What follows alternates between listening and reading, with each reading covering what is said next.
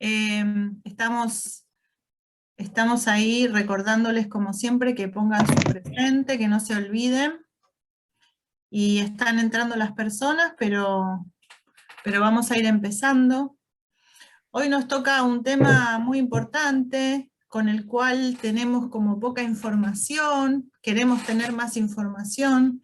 Es el abordaje que vamos a tener ahora, digamos, este módulo, el módulo número 6, es el abordaje de la UFEM y la perspectiva de género en el Poder Judicial. Tenemos 3 invitadas, eh, muy felices de tenerlas, contentas de poder escucharlas, así que vamos a ir empezando para no perder más tiempo. Como saben, después de la exposición que hagan, vamos a tener un rato para preguntas, pero igualmente si surge alguna duda, alguna cuestión que no entiendan, que quieran preguntar sobre lo que están hablando, pueden preguntar en el chat directamente en el momento. Después las compañeras van a ir como recorriendo el chat para buscar las preguntas que vayan quedando y al final un rato hablamos de las preguntas. Así que bueno, les voy a presentar Mariela Laboceta. Ella es abogada, es fiscal federal titular de la Fiscalía Criminal y Correccional Federal número 2 de Morón y de la Unidad Fiscal Especializada en Violencia contra las Mujeres, UFEM, del Ministerio Público Fiscal de la Nación. Ella va a empezar a hablar y después van a hablar Analía Plosquenos, que es coordinadora del área de política y análisis criminal de la UFEM, y Agustina Calabró, que es coordinadora del área de litigio estratégico de la UFEM.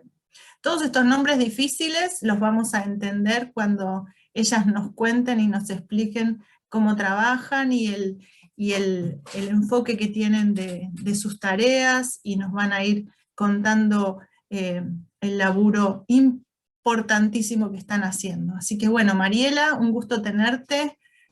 Gracias por acceder a darnos esta clase, así que bueno, bienvenida. Hola, bueno, Hola. gracias a ustedes por la invitación. Bueno, como decía recién Patri, estoy acá en conjunto. Es muy difícil esta virtualidad porque por algún lado de esa pantalla están mis dos compañeras, Analía y Agustina, que son las dos coordinadoras de las áreas que tiene la UFEM. Y la idea de hoy es que les contemos un poquito, que fue lo que nos pidieron, cómo trabaja la UFEM, qué es la UFEM, cómo hacemos nuestro trabajo, cómo fue pensada, cómo fue el momento de su creación y cómo fue también adaptándose a medida que fuimos avanzando en el trabajo, para que sé que acá no son todas abogadas ni abogados, así que primero una introducción mínima de dónde se inscribe el trabajo de la UFEM. La UFEM es una unidad fiscal especializada y pertenece al Ministerio Público de la Nación. Por el diseño constitucional que tiene nuestro país, que es un país federal, cada provincia tiene su propio régimen de justicia, digamos, y por supuesto cada provincia tiene a la vez un ministerio público, que es el organismo que nuclea a las fiscalías, a las y los fiscales. A la vez, ustedes saben, así como ocurre en el ámbito político, en el ámbito de la justicia lo mismo, hay autoridades federales o nacionales que tienen injerencia en todo el territorio nacional. Ese es el Ministerio Público Fiscal de la Nación, al que pertenece la UFEM. Este Ministerio Público tenía una lógica, un sentido, antes de la reforma constitucional del año 94, y cuando en el año 94 se reforma la Constitución, se establece específicamente que el Ministerio Público es un órgano autónomo. O sea que la historia institucional, ya con una naturaleza diferente de las fiscalías, empieza en el año 94. No obstante eso, sigue, digamos, unos años, hasta los últimos años, les diría, y un poquito hasta ahora, en verdad, un organismo que es más bien reflejo del Poder Judicial. Ustedes lo saben a través de los debates públicos, del conocimiento público. A los jueces de la Corte lo conocen todos, pero en general las fiscalías no se sabe muy bien qué hacen, cuál es la función que tienen, ¿no? Esto tiene que ver con que dentro del sistema de justicia hay un régimen procesal que se llama, lo podemos llamar semi-inquisitivo, en el cual las funciones de juzgamiento e investigación están concentradas en los jueces de instrucción. Entonces, cuando hay una causa penal en el ámbito federal, en general la investigan los juzgados. y la Fiscalía tiene un rol más secundario de o apelar o recurrir o hacer un control de legalidad, pero tiene un rol más bien accesorio. Esto se está debatiendo en este momento, en realidad se debatió hace poquito cuando en el año 2015 se dictó un código acusatorio. El sistema acusatorio, también para decirlo muy llanamente y que lo puedan entender, tiene mucha importancia para la ciudadanía, no es que es algo técnico que nos importa solamente a las abogadas y a los abogados, sino que cambia por completo la lógica de cómo funciona el sistema de justicia.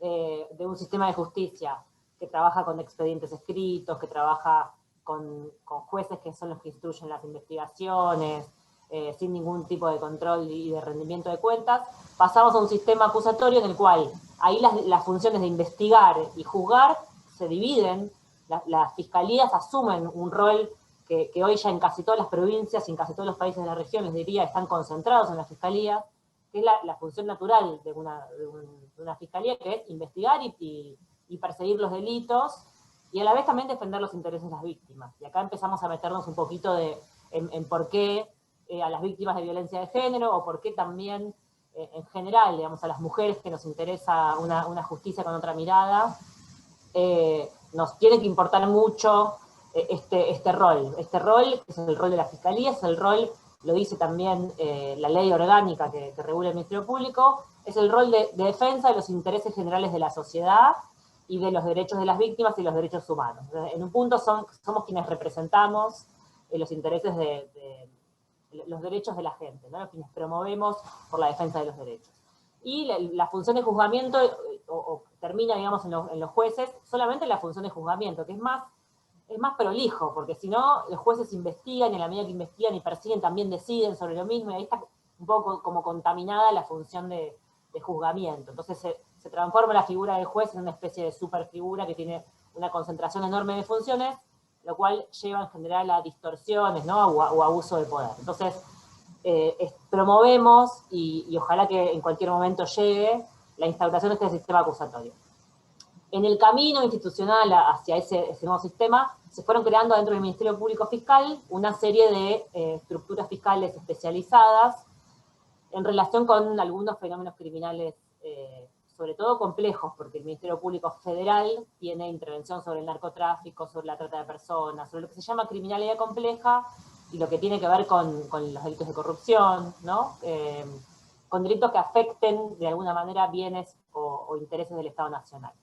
Entonces se creó, por ejemplo, una Procuraduría de Narcotráfico. ¿Qué hace esa Procuraduría? Bueno, en lugar de ser un modelo en el cual cada juez en su oficina, chiquitito, sin hablar con nadie, investiga un caso de narcotráfico donde de repente en la ruta, Gendarmería, encuentra un camión que tiene una carga de marihuana, entonces, por el contrario, este modelo es un modelo que desde una Procuraduría especializada, por ejemplo, se concentra la información de todo el país de cuántos casos de narcotráfico hay, dónde está la frontera, por dónde pasa la droga, si está entrando al país droga, cocaína o marihuana, de dónde viene, ¿no? Como tener información un poco más cualificada, más inteligente para poder desarrollar estrategias, etc. Lo mismo con la trata de personas, lo mismo con los delitos de lesa humanidad, hay una Procuraduría de Crímenes contra la Humanidad. Ahí, por ejemplo, se coordina un poco la actuación de las fiscalías en todos los juicios de lesa humanidad del país. Y es importante tener, digamos, una estrategia general. Lo mismo en la criminalidad económica, que también es una cosa súper importante porque parece bastante ajeno a la gente, pero en realidad ahí es donde realmente el flujo de divisas provenientes del dinero ilícito, de los fenómenos ilícitos, en grandes volúmenes pueden llegar a tener una incidencia importante en la economía de un país. O sea que miren lo importante que es este tipo de lógica de trabajo. Y en esa misma lógica se creó en el año 2015, coincidiendo un poco con la demanda social de Nada Menos, que la primera marcha, digamos, fue en el año 2015, se decidió crear una UFEM, que es una procuraduría o una unidad fiscal, también con esta lógica, ¿no? Pensando en que el Ministerio Público tiene que tener una estrategia general de abordaje de la violencia de género, que no es un caso a caso, que la violencia de género no es un asunto privado, que no es del marido y la mujer que se pelean en su casa, sino que es un asunto público, es un asunto de Estado, es un asunto que tiene relevancia, que involucra la violación sistemática de los derechos de las mujeres a vivir una vida libre de violencia, que se manifiesta en los femicidios, pero también se manifiesta en cómo las mujeres son explotadas en el contexto narcotráfico, que se manifiesta en los abusos sexuales que se cometen por parte de las parejas o también por parte de fuerzas de seguridad, en mujeres detenidas en dependencias, por ejemplo, federales, se manifiesta en la violencia económica, que es necesario mirarla en su integralidad, que no estamos necesitando solamente investigar los hechos de violencia doméstica, que la violencia contra las mujeres no se circunscribe a la violencia doméstica, no es solo eso. Esa es una parte importante y muy ya cada vez más evidente, digamos, pero hay un montón de otras manifestaciones que también hay que mirarlas en su integralidad. Y por eso se crea una unidad fiscal especializada, con esa perspectiva. Que por supuesto en el camino, además la UFEM es un equipo que en su origen, digamos, tuvo un equipo con 3 áreas distintas, ahora las chicas van a contar bien, pero es un equipo multidisciplinar, donde tenemos abogadas, personas de otras disciplinas, de la sociología, de la antropología, hasta una politóloga que estuvimos, y esto nos ayuda, digamos, a poder pensar no solamente a cómo desarrollamos estrategias de investigación, sino también cómo entendemos el fenómeno de violencia de género y qué debemos hacer desde la justicia para comprender ese fenómeno. Y en ese camino, digamos, con todo el equipo de UFEM también fuimos reajustando cosas, fuimos repensando, ¿no? Fuimos viendo, digamos, iniciando un camino que estaba inexplorado en términos de estructura fiscal, pensando en la política criminal, digamos, pero que también nos traía agendas que no habíamos previsto, obviamente, originalmente. Era fundacional el trabajo que estábamos haciendo. Entre ellas, por supuesto, la agenda de diversidad se instaló una manera. ¿Por qué? Pero, no, después lo voy a ver de nuevo, entré tarde. Hay alguien ahí está. Les decía que, por ejemplo, la agenda de violencias contra el colectivo LGTBI se metió de una manera muy fuerte en la UFEM, porque además, en general, en todas otras unidades fiscales del país hay poco camino en este sentido, hay poca especialización, y bueno, y así un montón de cosas. Entonces, lo que hoy queríamos era contarles por ahí, las chicas ahora yo les voy a pasar la palabra, van a contar un poco cómo funcionan lo que ahora, al principio eran 3 áreas y ahora estamos funcionando más bien en 2, pero bueno, por supuesto sí, interrelacionadas, ¿no? Como un área de intervención en casos, que es el área de litigio estratégico que está a cargo de Agus Calabró, y la otra área que se ocupa de, por ejemplo, diseñar los protocolos de investigación, que es el área de política criminal, de pensar las herramientas, cómo hacemos para mejorar el sistema de justicia en cómo funciona, identificamos, tenemos claro que el sistema judicial es un sistema deficitario en cómo responde la violencia contra las mujeres, pero ¿qué necesitamos hacer? Para no, por supuesto, no podemos permanecer en el lugar ni de la crítica ni del reclamo, porque somos parte del Estado y somos parte del sistema de justicia, así que lo que hacemos es construir herramientas para esa transformación, y en esa área es donde se produce, digamos, la usina de herramientas de investigación y también de análisis criminal, que es el área de datos, ¿no? Datos, pero no datos estadísticos, porque nosotros no tenemos esa función, sino datos para el diseño de una política de persecución penal de las violencias por motivos de género. Bueno, este es el mapa muy general. Yo además soy fiscal en Morón, así que le decía a Patri que tengo un corazoncito ahí también. Todo lo que sea de Morón siempre me entusiasma y me encanta y me da mucho placer hacerlo y compartirlo porque es mi lugar también de trabajo y un lugar que quiero mucho. Así que estoy en los dos lugares, en la Fiscalía Federal de Morón y en la UFEM. Bueno, no sé, chicas, si alguna de las dos quiere arrancar, cómo se planificaron para arrancar y sí. paso la palabra. Arranco yo, Marie. Dicen que se me escucha bien. Sí, bien. Perfecto. Bueno, ¿qué tal? Hola a todos, todas y todes. Mi nombre es Analía Plosquenos. Voy a hacer la primera parte de la presentación, de esta presentación que nos organizamos con Agustina Calabró. Voy a, para eso, compartir un PowerPoint. Ustedes me dirán si se ve. ¿Se ve bien? Sí, perfecto. Sí, se ve, Ana. Bueno, voy a repetir un poco de lo que dijo Mariela, que implica, bueno, son los datos de creación de la UFEM. que es una unidad fiscal especializada, como ella muy bien lo explicó, es una unidad que se encuentra en la estructura central de la Procuración, como la estructura de gobierno. Es una unidad que está construida, diseñada fundamentalmente para acompañar a las fiscalías que llevan determinados casos, fiscalías de la Ciudad Autónoma de Buenos Aires, las nacionales, pero también las federales, ante cualquier manifestación de violencia de género que, por supuesto, implique un delito.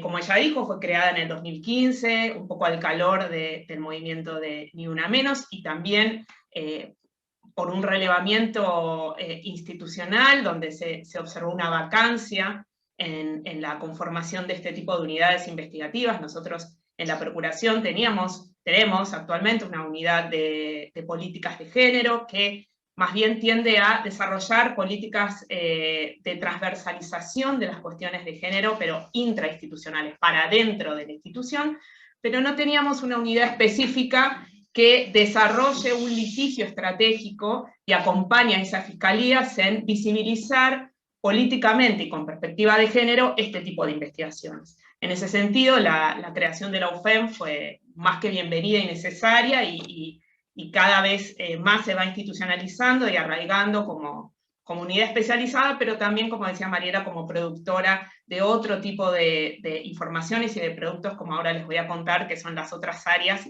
que escapan, y no tanto a lo que es el litigio de casos, ¿no? A lo que es el trabajo de una fiscalía, para que ustedes vayan entendiendo. El ámbito de actuación lo va a contar un poco Agustina Calabró, así que lo paso, pero rápidamente digo que tiene actúa en la Ciudad Autónoma de Buenos Aires y también en aquellos casos de competencia federal, que después Agus va a explicar de qué va.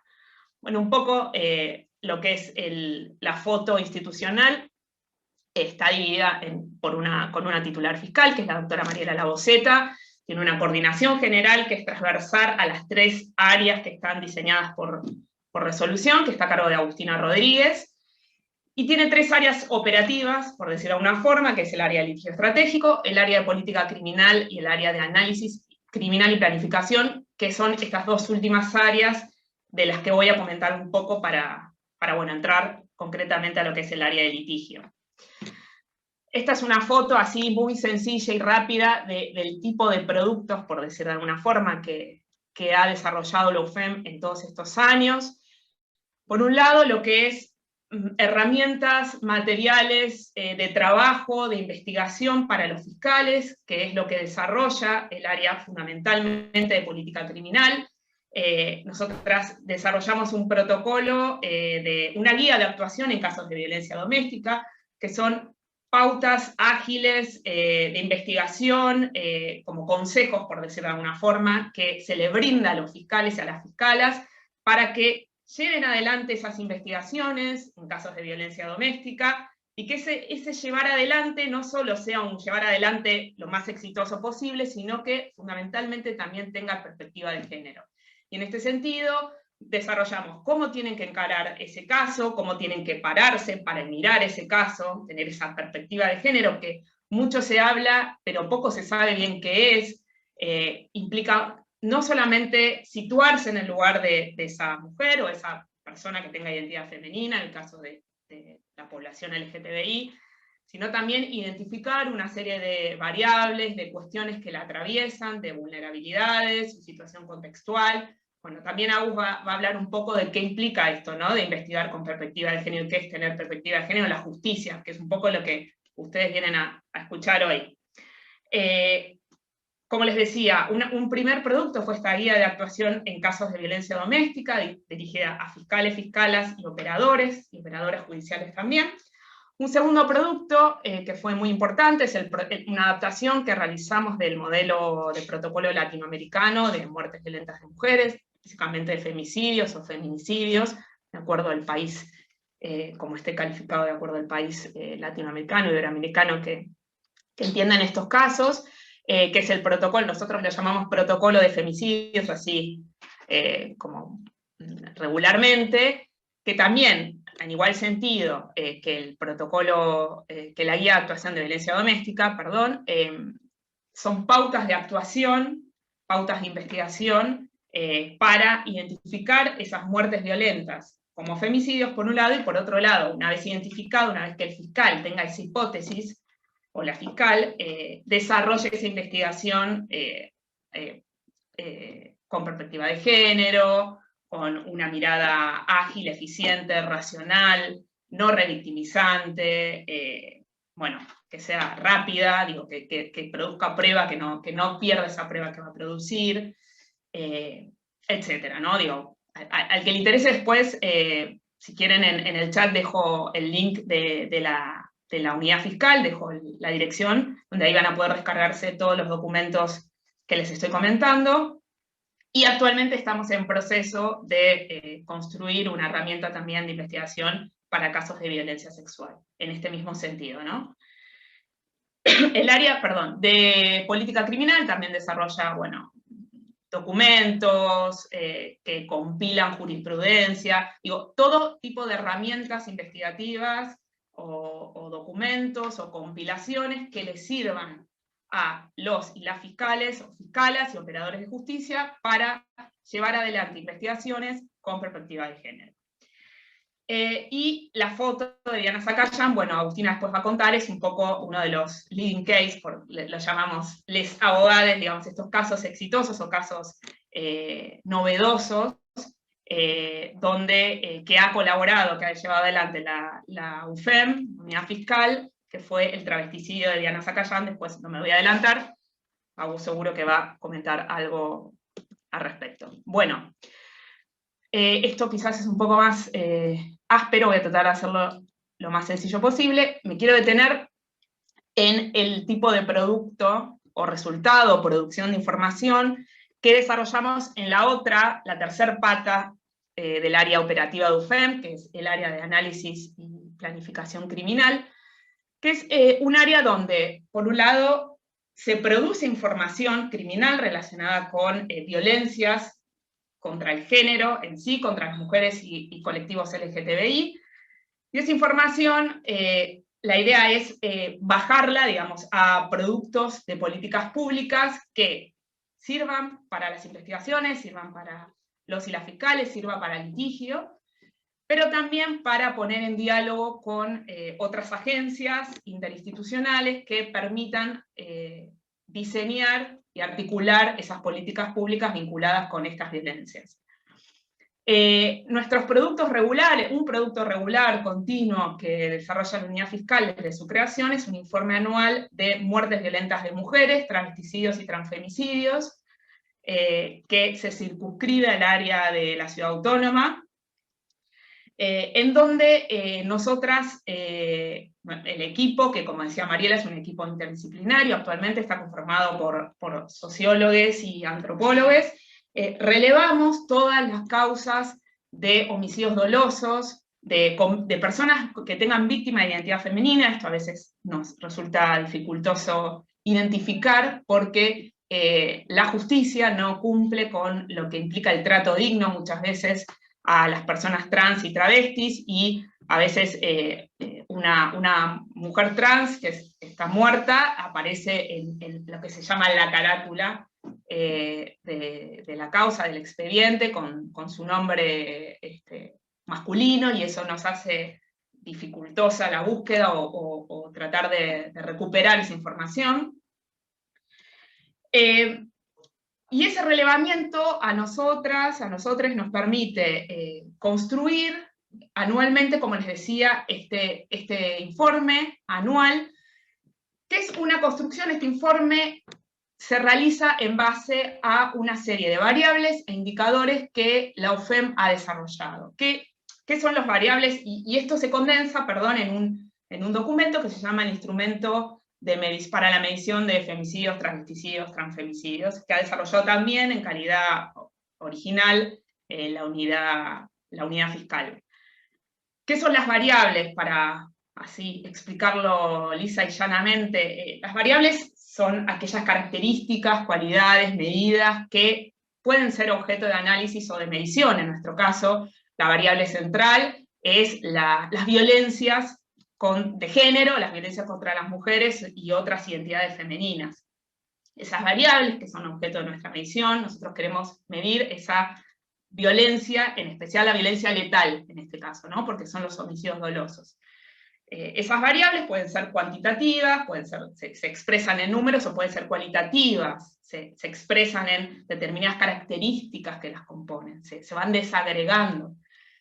Esas variables se descomponen, a su vez se puede como desagregar y tratar de identificar cómo está compuesta el universo total de homicidios dolosos de víctimas de identidad femenina, cómo está compuesta, cuál es la edad de esas personas, cuál es su condición socioeconómica, cómo estaba compuesta su vínculo familiar, de qué trabajaban, si tenían hijos, si eran migrantes o no eran migrantes, bueno, etc. Se van desagregando una serie de indicadores que también fueron construidos por UFEM, que son como los indicios, las señales que nos permiten cuantificar y medir y producir información de esa variable. Todo esto que les estoy explicando en difícil es lo que recoge este instrumento de medición. Lo que nosotros, el proceso que hacemos es pedirle a todas las fiscalías las muertes violentas de las mujeres, nos mandan los expedientes y analizamos uno por uno con esta serie de indicadores que están desarrollados en el documento y nos van a permitir producir información de calidad y producir información criminal sobre el origen y el estado de estas violencias, que como les decía, es una información muy privilegiada porque, a diferencia de otros organismos, otras ONG, que producen información, por ejemplo, de prensa, nosotros vamos directamente a la fuente donde se ha producido esa información y producimos información de ahí y la analizamos y desarrollamos una serie de características, una serie de cuestiones que son bien interesantes porque explican, por un lado, la influencia de la violencia letal de las mujeres por sobre los varones, o sea, en el universo total de homicidios, si hay un peso concreto en las muertes de mujeres y otras identidades femeninas por sobre el de varones, y si ese peso tiene que ver con cuestiones de género o no, porque no toda muerte de mujer es un femicidio. Bien, para desarrollar este instrumento de medición, esto lo paso rápido, bueno, tomamos el concepto de definición amplio que nos brindó el MESECVI, que es el mecanismo de seguimiento de la Convención de Belém do Pará, que está acá en la filmina. Esta definición de femicidio es lo suficientemente amplia para que nosotras, y nos sirvió para desarrollar una serie de indicadores también amplios y no ajustados, que no solamente involucren cuestiones de género y cuestiones más relacionadas con las condiciones socioeconómicas o etarias, sino que básicamente analiza y fundamentalmente todo lo que implican las interseccionalidades, que son, cuando hablamos de interseccionalidad, nos referimos a las distintas opresiones o privilegios que tenemos, en especial, bueno, todes, pero especialmente las mujeres y otras identidades femeninas, por pertenecer a determinada categoría social o determinado lugar en la estructura social. Y con esto me refiero a condiciones de migrante, condiciones etarias, condiciones laborales, condiciones de nacionalidad, condiciones de si tenés hijos o no tenés hijos, bueno, etc. También, incorporamos el concepto de travesticidio y transfemicidio, que nos parece importante desarrollarlo como tipo en su autonomía, porque refleja cuestiones de exclusión y estructurales que implican una vulneración previa, autónoma, al resto de otras identidades o de las mujeres en sí, las mujeres cis. Como les decía, el universo de casos entonces que tomamos es el total de homicidios dolosos de mujeres, incluye víctimas mujeres cis, travestis, trans y otras identidades femeninas. Tomamos el indicador base de femicidio del MESECVI, que ofrece una definición amplia. ¿Y esto qué quiere decir? Que no nos ajustamos para el análisis a la calificación judicial. Nosotros pedimos todos los homicidios dolosos de mujeres y otras identidades, independientemente de que estén caratulados o no como femicidios, para hacer este informe y este producto. Y no les pedimos a las fiscalías que nos clasifiquen estos casos, sino que pedimos todos y la clasificación la hacemos nosotros. Consideramos que esto implica un trabajo de mejor calidad, mucho más rico, y que no está sujeta a la discrecionalidad del operador o operadora judicial que nos selecciona la información que nos manda. Le pedimos toda la información y la información la seleccionamos y la producimos nosotros. Y con esto cierro, porque es importante, porque para la UFEM es importante tener un área de análisis y producción de información criminal. Por un lado, como les decía inicialmente, porque contribuye no solo a el desarrollo de la política criminal de persecución de la procuración, no solo ayuda a que los fiscales y las fiscalas investiguen mejor, sino que también pone en diálogo con otras agencias las políticas públicas que nosotros detectamos, los problemas que nosotros relevamos también que ocurren en las investigaciones, y poner en diálogo eso implica una política pública general e integral contra las violencias que es mucho más satisfactoria en términos de compromisos de los estados, no solo al interior de ellos, sino también en compromisos con autoridades, con estados, con convenciones internacionales que la Argentina ha suscrito.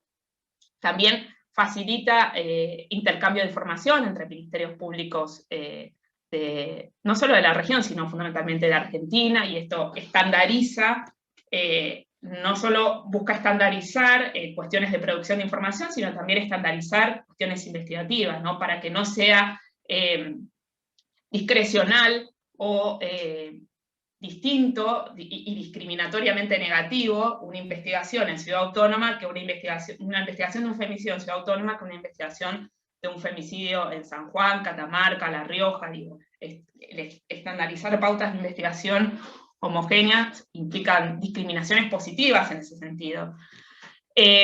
También, fundamentalmente, implica extender esta idea de la perspectiva de género en la producción de información y en el análisis de esta información por parte de analistas específicos, pero también de operadores y operadores judiciales. Como les decía, una información de calidad implica una persecución criminal y políticas criminales efectivas y certeras, y fundamentalmente también, y por último, contribuye a la visibilización política de este fenómeno, que no se banalice la cuestión de las muertes violentas de mujeres y de personas con identidades femeninas, personas trans, travestis, y todo el colectivo LGTBI. Es importante no solo en lo que implica la cuantificación, no solamente importante para obtener un número, sino también para lograr transformaciones estructurales centrales, que ustedes creo que lo han visto, ¿no? Esta cuestión de derribar cuestiones vinculadas al patriarcado, a estructuras opresivas y discriminatorias centrales, que impactan de manera concreta, y en el caso del derecho penal, impactan de manera letal, muchas veces. Bueno, le doy la palabra a Agustina. Cualquier cosa, si hay dudas o consultas, les pido que las coloquen en el chat, y después las vamos recogiendo, si les parece bien. Gracias. Hola, buenas tardes. A ver, voy a tratar de compartir yo. Ana, si te parece.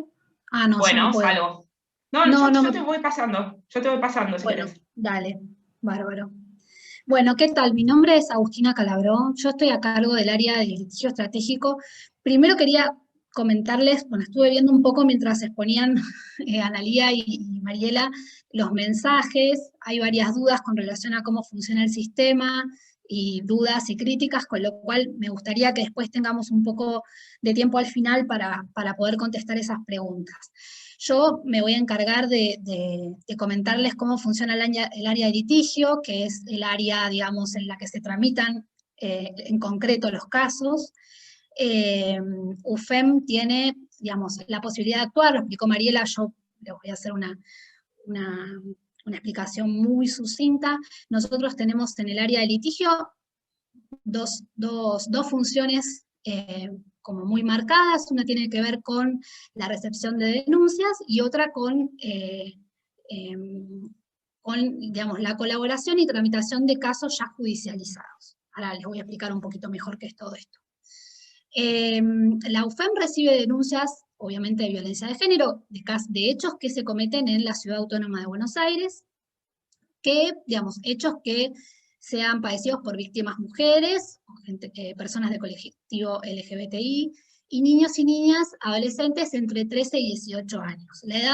Esta edad para recepción de denuncias es un recorte por una cuestión de organización interna de la Procuración.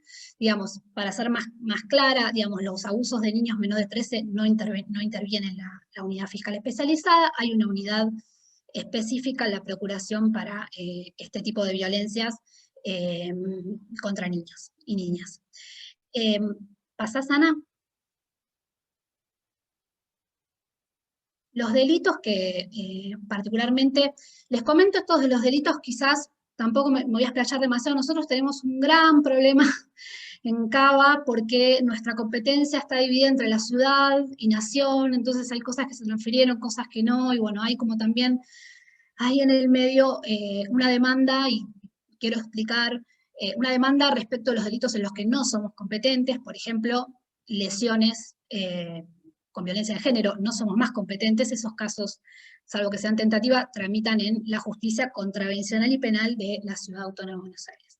Pero sí, esto es una división, bueno, que tiene que ver con por decirlo así, con una división política que se hace aún de los delitos en los que entiende Nación. Nosotros entendemos en sí delitos contra la integridad sexual, las coacciones, que son las amenazas en las que hay como no son amenazas simples, sino son amenazas para que alguien haga determinada cosa, ¿no? Es como una amenaza agravada. Los femicidios, obviamente, digamos, los femicidios no solamente, digamos, en contextos de violencia íntima, los homicidios que, digamos, se llaman comúnmente en el ámbito doméstico, sino también los femicidios en otros contextos que tienen que ver con la criminalidad organizada, contextos en los que no hay relación previa con la víctima, por ejemplo, los femicidios sexuales, los femicidios en los que hay componente de odio por cuestiones de género, como así también en una figura que también se incorporó con la reforma, que tiene que ver con género, que son los homicidios de personas que de alguna manera están relacionadas con la víctima, que se cometen para, digamos, generarle un prejuicio o un daño a esa víctima. Por ejemplo, puede ser el homicidio de un varón, a quien el agresor mata para generar un daño en la mujer. O el homicidio respecto de los hijos, es lo que se llama, digamos, las víctimas que están en el fuego cruzado, que es esta figura del inciso 12. Eso fue una modalidad que se detectó como una forma de violencia de género letal, que fue incorporada con la reforma.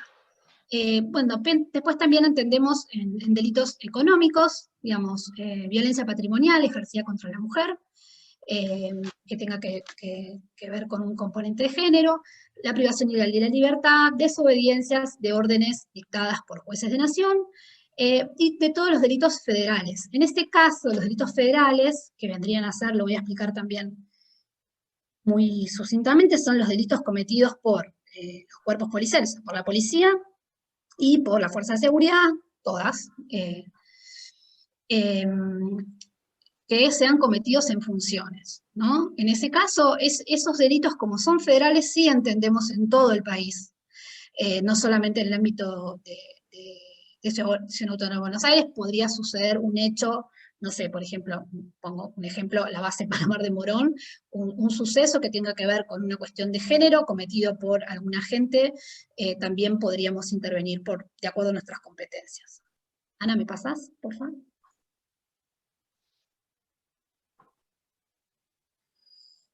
Bueno, los delitos que no somos competentes son estos que les comentaba: las lesiones agravadas por violencia de género, el acoso sexual, la promoción o facilitación de la prostitución, amenaza simple, incumplimiento de asistencia familiar, discriminación, pasa Ana, porfi, impedimento de contacto, desobediencia, esto sí, digamos, de órdenes emanadas de autoridades de la justicia de la ciudad, el delito de grooming, que es el acoso sexual por medios de comunicación electrónica, pornografía infantil, exhibiciones obscenas. Yo, a ver, les doy el hostigamiento, el acoso sexual. Estos delitos son en general los que contemplan violencias diversas, violencias de género, en los que, bueno, no es competente, pero digo, es una división caprichosa de acuerdo a, no caprichosa, sino es legal, pero de acuerdo a cómo están divididas las competencias y este traspaso que les cuento, que a medida que van avanzando deberían ir de a poco pasando a la Ciudad Autónoma de Buenos Aires, y UFEM quedaría solamente con la competencia de delitos federales. El modo en que se pueden denunciar en el ámbito, todo lo que tenga que ver con delitos cometidos en el territorio de la Ciudad Autónoma de Buenos Aires, que tenga que ver con delitos comunes, o sea, no cometidos por agentes federales, por decirlo así, de una forma más llana, se pueden denunciar en la comisaría, en la Cámara de Apelaciones, en la OBD o en la UFEM. ¿Pasás, Ana? Todos los demás, esto que yo les decía, competencia federal, en la jurisdicción que corresponda, en la justicia federal que corresponda, y se le puede dar intervención a UFEM. A ver, la UFEM tiene una intervención muy autónoma en lo que es, en cuanto a lo que es, siempre dentro de nuestras competencias, en la toma de denuncias.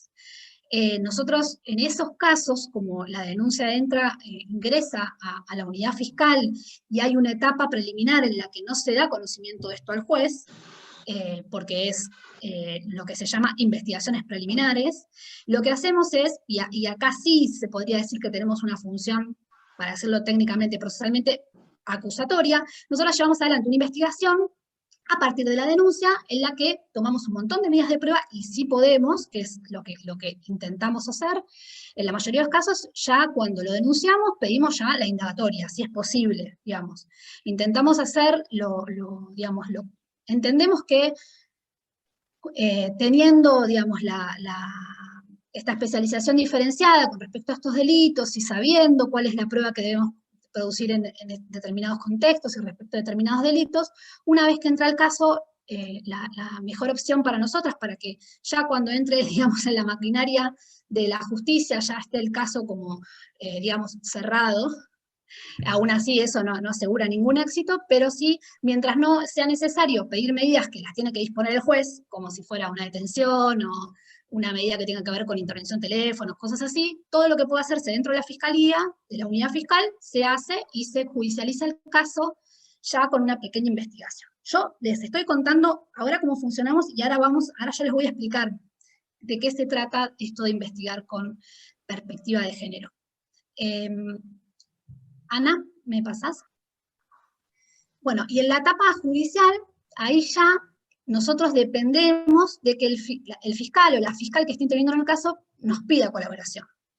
En esos casos, en muchos supuestos nos piden la colaboración y nosotros podemos actuar en conjunto, o a veces nos delegan el caso y los tenemos en la unidad y somos, digamos, Mariela es la fiscal del caso. En esos casos también tenemos ya bastante autonomía, pero sí ya el caso está judicializado y dependemos de que todo lo que produzcamos en el marco de la investigación, convencer al juez para que el juez lleve el caso conforme a lo que nosotros deseamos para que avance, ¿no?, con éxito la investigación. Bueno, ahora sí les voy a contar un poco más de qué se trata esto de investigar con perspectiva de género, ¿no? A ver, nosotros, como saben, tenemos un mandato que se llama debida diligencia reforzada, que es una pauta para un montón de cosas, no solamente, por ejemplo, para visibilizar el fenómeno a nivel estatal, y como decía Analía, relevar la información necesaria para adoptar políticas, una política criminal eficiente, o bueno, para medir el fenómeno, para conocerlo, y poder estudiar cuáles son las pautas a seguir y medidas adecuadas, sino también en el marco del litigio, que el litigio tiene que ver con cómo se lleva un caso, cómo se trata a la víctima del proceso, qué participación se le da, cómo se estudian los delitos en los que uno va a decir que el agresor o qué conductas cometió. Ahí también lo que se exige es que todo esto se haga con perspectiva de género. Y a ver, hay muchas formas de definir la perspectiva de género, pero creo que lo que digamos, como pauta orientadora, tener perspectiva de género, nosotros siempre decimos que es tener una mirada distinta, una mirada diferencial, que permita comprender cómo esta división de roles, ¿no?, que hay asignadas culturalmente, estas asimetrías que hay entre hombres y mujeres, que está en nuestra sociedad, porque estamos en una sociedad patriarcal, influyen en los comportamientos, el comportamiento de las personas que tenemos en la investigación, o sea, el agresor y la víctima, y también influyen en los operadores judiciales, en nosotros que analizamos estos casos. Entonces, tener una mirada de género implica conocer esto como para poder adaptar este tipo de investigaciones, teniendo en cuenta sus particularidades. Y, por ejemplo, ¿cuáles son, ¿no?, estas primeras pautas? En principio es, como primera medida, como hablábamos, ¿no?, de que estamos en una sociedad y una sociedad patriarcal, lo que es primordial es asegurar que en el marco de una investigación estos roles y estereotipos que sesgan la mirada no aparezcan. Digamos, asegurarnos que haya una mirada libre de estas situaciones. Cuando hablamos de roles y estereotipos es una mirada que no entienda que a partir de un comportamiento, por ejemplo, anterior de la víctima ante un suceso de abuso, es indicativo de que hubo consentimiento. Un comportamiento que, digamos, entender los roles también es entender cómo funciona, por ejemplo, la amenaza en el ámbito doméstico del agresor hacia la víctima, ¿no?, que no es lo mismo que una amenaza en la calle por cualquier delito, sino que tiene que ver con una situación amenazante, en la que tal vez no hay un dicho expreso, sino que tiene que ver con que la víctima ya sabe cómo debe operar a partir de violencias previas vividas, cómo funciona una privación ilegal de la libertad en un marco de violencia doméstica. No es necesario tener a la señora encerrada con llave para que no salga muchas veces. Entonces, son cuestiones que en el abordaje tradicional judicial, si se tiene una mirada que no contemple situaciones y cómo se dan estos casos específicamente en estos contextos, se analizan de un modo erróneo, ¿no? También, digamos, la debida diligencia, además de esta mención general que estoy mencionando sobre analizar con perspectiva de género, nos obliga a ser proactivos en las investigaciones.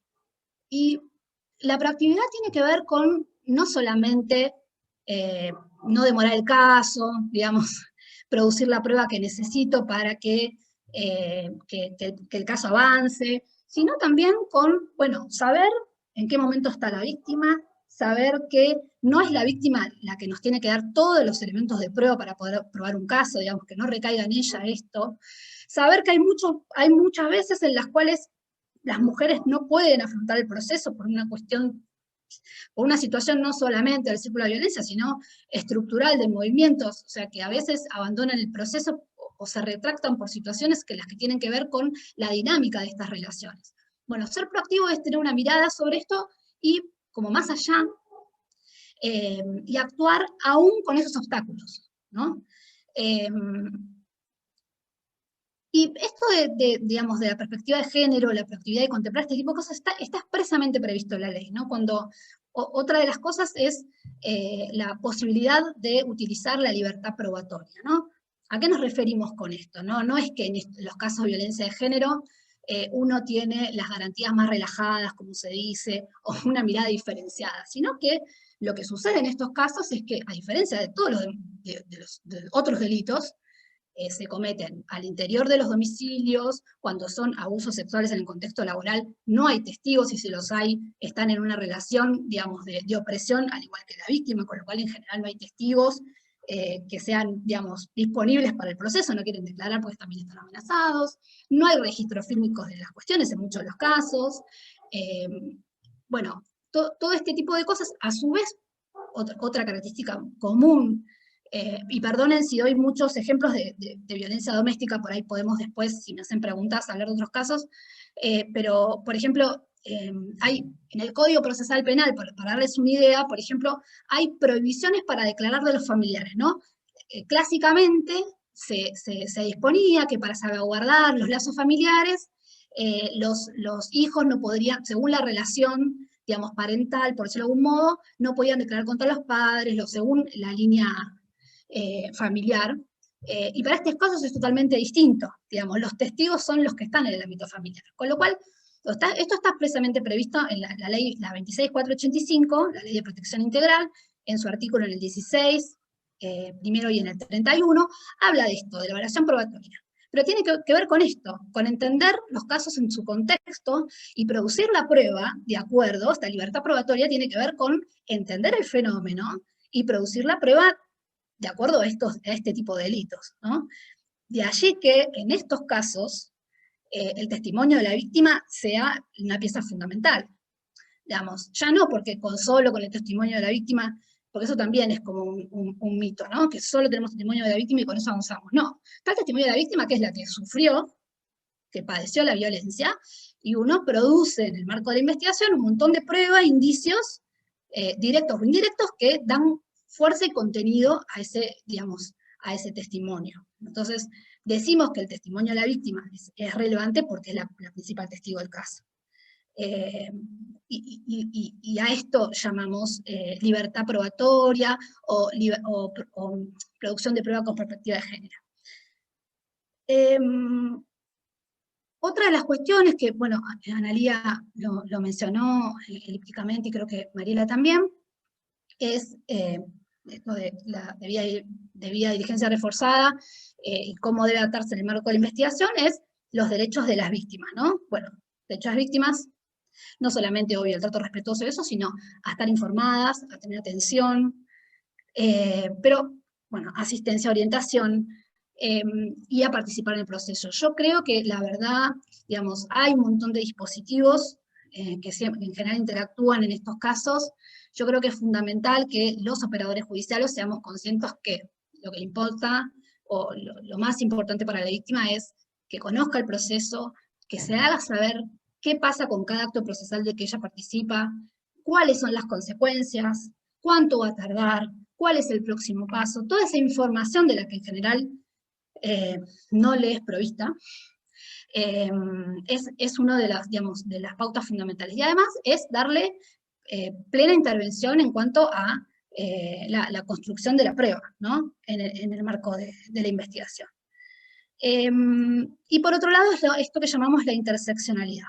La interseccionalidad es, digamos, tener en cuenta un montón de características que inciden en las condiciones de desigualdad de género que existen, ¿no? Ya estamos hablando de que en general en el marco de estas relaciones hay una asimetría, por una cuestión, una asimetría de poder, una desigualdad respecto a los varones, una cuestión cultural. No voy a explicar el patriarcado, pero eso muchas veces se ve profundizado por otras cosas, por la edad, por su orientación sexual, por su identidad, por situación económica, por una condición de discapacidad. A veces tiene más de una de estas condiciones que las atraviesan, y eso también es necesario tenerlo en cuenta a la hora de valorar un caso. A ver, Ana, ¿me pasás la filmina? Sí.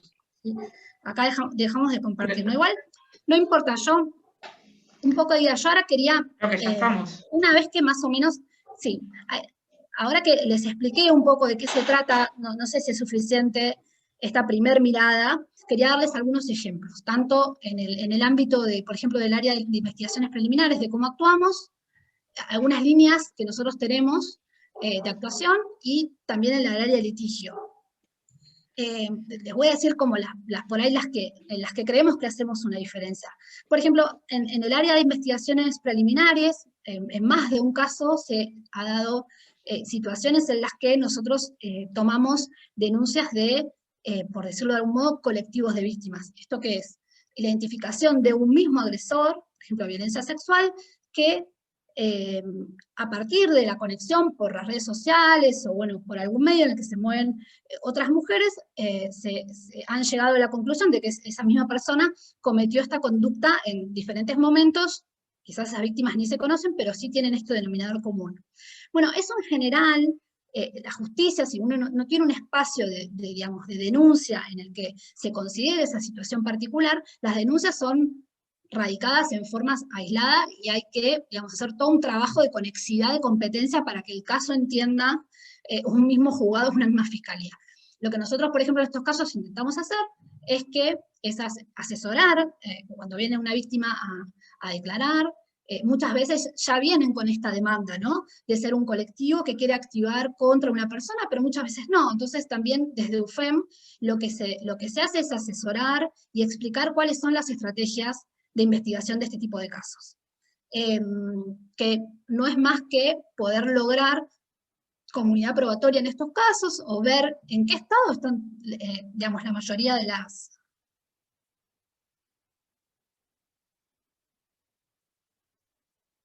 ¿Hola? Hola, ahí se te cortó un poquito. ¿Se me cortó? ¿Sabes qué? No, perdón, ¿eh? Pero ahora ahora se te escucha, ¿eh? Ahora sí, perdón. Sí. Es como que se me cortó el audio. Bueno, explicaba, por ejemplo, en estos casos, muchas veces las víctimas no quieren todas denunciar. Entonces lo que hacemos es, bueno, quizás una denuncia. Ustedes saben que en los casos de delitos de violencia sexual es necesario que la víctima inste la acción, ¿no? Adelante, a diferencia de otros delitos, es necesario que la víctima dé su consentimiento, por decirlo de algún modo, la venia como para que la fiscalía active y pueda investigar. Entonces, muchas veces, no todas esas víctimas quieren instar la acción, no todas las víctimas sufrieron un comportamiento delictivo por parte del agresor, quizás sufrieron algún tipo de cuestión que no es un delito, pero que ayuda a la prueba de contexto. Entonces, se intenta sí obtener el testimonio de estas otras personas que pueden dar cuenta para robustecer esa hipótesis, ¿no? Tanto como, digamos, por el delito denunciado por esa misma persona, como por el de alguna compañera a la que está apoyando, llevando adelante el caso. Eso por un lado. También tenemos muchos casos en los que hay víctimas que denuncian casos de violencia sexual que se dan en contextos en los que quizás no son, digamos, si bien son contextos íntimos, no son con personas conocidas, sino que son con personas que conocieron recientemente, que son delitos que son muy, muy complejos, primero que en general no son abordados por la OBD, porque la OBD toma, digamos, abusos intrafamiliares, entonces queda como un poco fuera de la órbita de toma de denuncias. Es complejo que ese tipo de delitos sean abordados por ahí con la suficiente perspectiva en el marco de una denuncia policial. Entonces nosotros las tomamos no solamente porque muchas veces la idea es poder contextualizar para que ese caso no llegue, justamente para poder despojar ese caso una mirada con estereotipos o con prejuicios que impliquen que porque la persona se encontró con un sujeto en determinado contexto, había una especie de consentimiento previo, ¿no? Para el acto sexual. Eso es como lo más importante para abordar el caso. Otra de las, por ejemplo, en el marco de las investigaciones preliminares, básicamente, por ahí esos son los dos ejemplos más marcados, porque también son, digamos, tipos de denuncias, tomamos otros tipos de denuncias obviamente, pero son tipos de denuncias que en general es difícil que sean recibidas en otras dependencias. Con relación a la actuación en el ámbito de litigio ya de casos judicializados, les comento también dos líneas de actuación que tuvo, por ejemplo, la UFEM cuando se inició. Lo que nosotros vimos fue que en el marco de los casos en que se estaba, digamos, que estaban llegando a juicio, ya aplicadas las agravantes, en los casos de femicidio, ¿no? Ya aplicadas las agravantes, digamos, ya sancionada la ley con las agravantes de violencia de género, que es la de inciso 11, no se estaban aplicando, por lo menos las causas no estaban siendo elevadas con esta agravante, y tenía que ver con que había como una cuestión así como que era más sencillo, bueno, era algo muy novedoso, pero era más sencillo aplicar ya directamente el agravante por el vínculo, que ya está prevista y es clásica, es, digamos, el que mata a la pareja ya estaba penalizado sin necesidad, digamos, de visibilizar o producir prueba del contexto de violencia de género, y bueno, parecía que también era, esto que en un momento Ana mencionó, digamos, como que era muy difícil explicar qué era la violencia de género, ¿no? Cómo se probaba la violencia de género, si esto era un elemento normativo, si era constitucional, bueno, la cuestión es que todos sabíamos lo que está, digamos, cuando estamos en tu caso de violencia de género, pero era muy difícil explicarlo en términos jurídicos y de producción de prueba. Entonces, la primera actuación que tuvimos fue empezar a intervenir en esos casos, colaboración con las fiscalías, para visibilizar esta violencia en el caso. Así que eso fue, bueno, y esto, ¿no? Que no se trata solamente de que los casos no lleguen a la impunidad, porque en estos casos sí va a haber una pena, y también una pena perpetua, porque el agravante por el vínculo la prevé, sino de visibilizar ese tipo de violencia en el caso. Una actuación que tuvimos, que Ana mencionó, fue en el caso Zacayán, además de que ese caso nosotros consideramos que fue un muy buen caso porque se adaptaron casi todas las buenas prácticas, digamos, en este caso, y logramos una condena. Fue un caso que fue como un leading case en un montón de cuestiones, ¿no? En primer lugar, por ejemplo, y miren la importancia, ¿no?, de esto, de la participación de las víctimas. Víctimas, cuando hablamos de víctimas, hablamos de víctimas directas o indirectas, en los casos de femicidios, en las indirectas que son los familiares, los amigos, las amigues. La intervención del entorno y de las organizaciones fue fundamental en ese caso para poder plasmar en el orden jurídico, digamos, para poder plasmar en lo que después fue la sentencia y a lo largo de todo el proceso, conceptos tales como, bueno, el travesticidio, contemplar que en la agravante del inciso 11, cuando hablamos de mujer, mujer es entendida en sentido amplio conforme a la ley de identidad de género, digamos, no es sentido amplio. Mujer es aquella que se sienta, digamos, tiene una identidad de género femenino, y eso es un concepto que es legalmente así, más allá de la interpretación que pueda darle ciudadano a un juez, está legalmente previsto. Nos profundizamos también con relación al concepto de relación de pareja, cómo es entendida la relación de pareja en los términos de las relaciones de las personas trans, que no es lo mismo que una relación de pareja en los términos tradicionales, ¿no?, en los que se pide continuidad, estabilidad, bueno, y no por eso, digamos, era, digamos, en el caso, había que descartarla, digamos. A ver, esto lo explico, no quiero ser muy técnica, cada una de estas cosas que yo digo que tuvimos que probar es porque implica la imposición de un delito más grave, ¿no? Cuando hablamos de relación de pareja, de violencia de género, estamos hablando de imponer una calificación en el caso que hay que probar y explicar, y que si uno no la prueba, se descarta.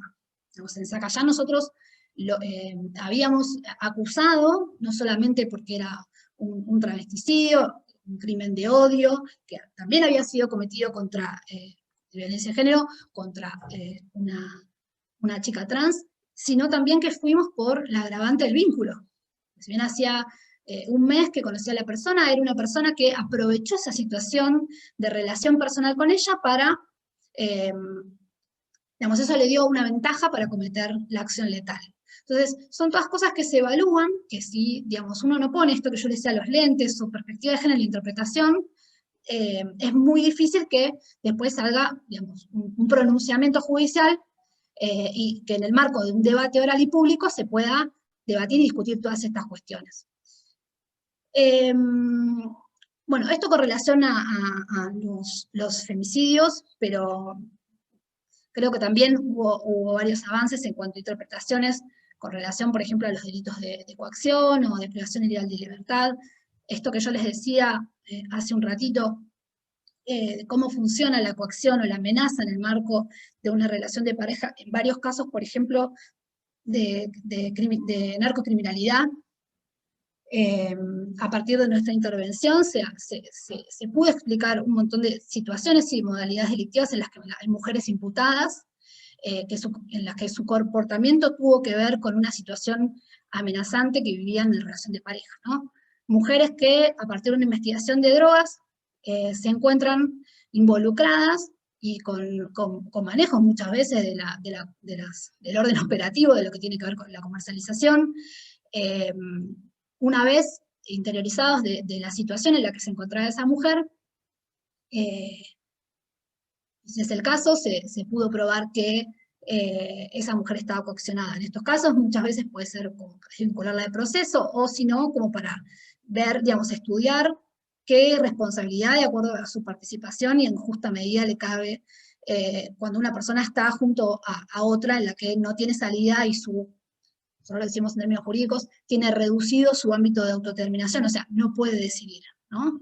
Cómo esos contextos llevan a que la mujer delinca. En general lo hemos visto en casos de narcocriminalidad, puede ser en otros delitos, pero como hablábamos hace un ratito, el delito de amenaza, entendido no del modo clásico, en lo que uno necesita tener un pronunciamiento, una frase expresa, en la que otra persona, estamos hablando de un delito común de amenaza, no se sienta amenazada, en un vínculo muchas veces la víctima sabe qué es lo que tiene que hacer o no hacer para poder sobrevivir.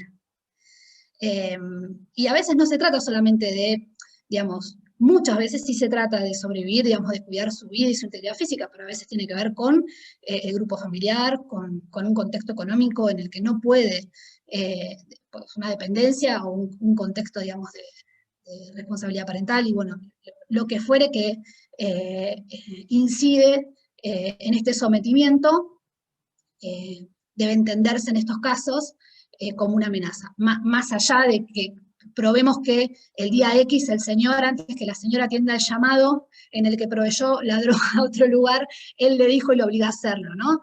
Es como una mirada muy sesgada si uno lo entiende así. Bueno, de eso ya hay fallos y cuestiones que afortunadamente han explicado este tipo de situaciones, así como les contaba, por ejemplo, las de privación ilegal de la libertad, en las que un supuesto clásico es tener una persona encerrada, si es más de un mes agravada, menos de un mes común, y muchas veces hay víctimas que están privadas de su libertad y hasta salen de su casa y vuelven para dejar a los chicos del colegio. Entonces, digamos, eso es complejo para la dogmática o para la tradición jurídica entenderlo, pero una mirada de género implica valorar ese tipo de situaciones para que esos comportamientos sean abarcados por los delitos clásicos que hay en el Código Penal, pero con una mirada distinta, no con la mirada tradicional en la que esas figuras han sido analizadas. Y ya no digo, como decía antes, porque hay un relajamiento o una amplitud o que vaya, digamos, que atente contra el principio de legalidad o contra el principio de inocencia, sino que tiene que ver con, es un análisis normativo que contemple la modalidad específica de este tipo de delitos, ¿no? En el que la víctima está sometida, en la que el agresor tiene muchísima información del modo en que puede someter a esa víctima, con lo cual estas relaciones de coacción se dan de otra forma. Lo mismo que el consentimiento, cómo opera el consentimiento de la mujer en el marco de esta cultura, no solo en el contexto de esa situación de abuso, sino hasta dónde puede digamos, hasta dónde pudo manifestar que no, y hasta dónde eso es mal valorado en un contexto de una causa judicial, digamos. Bueno, no sé si puedo seguir dando ejemplos, pero por ahí podemos contestar preguntas o... Yo quería decir algo porque estuve viendo un poco el chat y muchos y muchas de ustedes nos decían es demasiada información, más despacio. A nosotras la verdad que nos dificulta, o sea, tratamos de bajar la información lo más llanamente posible. A veces es difícil, manejar ciertas discusiones que son propias de cuestiones del derecho y explicarlas a personas que no han estudiado derecho, que no tienen tanto conocimiento sobre cuestiones legales. Tenemos entendido que ustedes también tienen toda una bibliografía que están desarrollando en este curso, que se vincula con cuestiones más filosóficas, epistemológicas, de historia. La perspectiva de género se va construyendo con eso, con entender desde el vamos qué es el patriarcado, cómo funciona el patriarcado, cómo operan las estructuras sociales, y a partir de ahí se van construyendo distintos debates, distintas miradas, distintas críticas, que es un poco también de lo que nosotras nos nutrimos día a día. Digo, la OFEM, como dijo Mariela, como dijo Agustina, es un proceso de construcción donde nosotras mismas nos revisitamos, nos deconstruimos, nos volvemos a armar, tenemos muchas discusiones internas. Es difícil darles una bibliografía que condense todo, porque diría prácticamente que no lo hay. O sea, Agustina Calabró está desde el inicio de la UFEM y digo, ella también fue construyendo con su equipo de trabajo un montón de prácticas exitosas en litigio que implican eso, ir construyendo sobre el caso a caso y ir tratando también de deconstruir miradas muy tradicionales que están en todos los ámbitos de justicia y que están sobre nosotras mismas, sobre todos los que estamos acá. Digo, de construirse implica eso, ¿no? Tratar de repensarse y de desandar un montón de prácticas machistas que tenemos por estar socializados y socializadas en este sistema. Digo, eso es difícil, eso se va haciendo.